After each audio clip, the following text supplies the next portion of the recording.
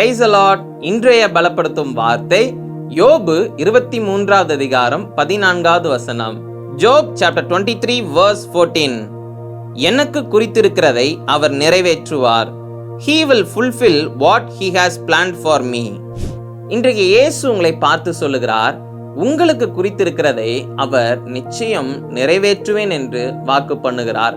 உங்க வாழ்க்கையில என்னென்ன திட்டங்கள்லாம் கர்த்தர் வைத்திருக்கிறாரோ, உங்களை கொண்டு பயன்படுத்துவேன் என்று வாக்கு பண்ணியிருக்கிறாரோ எல்லாவற்றையும் அவர் நிறைவேற்றுவேன் என்று வாக்கு பண்ணுகிறார்.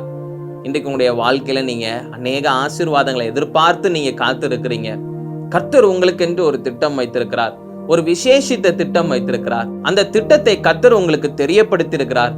அவர் நிச்சயம் அந்த திட்டத்தை நிறைவேற்றுவேன் என்று வாக்கு பண்ணுகிறார்.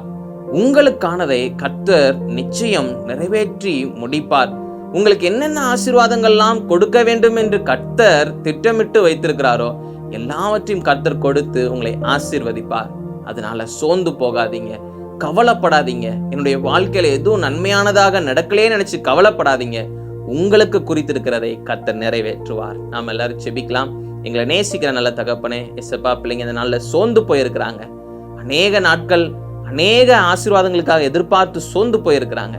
ஆண்டவரே, பிள்ளைங்களுக்கு நீங்க நியமித்திருக்கிற காரியங்களை நீங்க செய்து நிறைவேற்றுகிற தேவன். நீங்க பிள்ளைங்களுடைய வாழ்க்கையில வைத்திருக்கிற திட்டங்களை நிறைவேற்றுங்கப்பா, ஆசீர்வதிங்க, ஏற்ற வேளையில உயர்த்துங்க. இயேசுவின் மூலம் செபிக்கிறேன் பிதாவே, ஆமென்.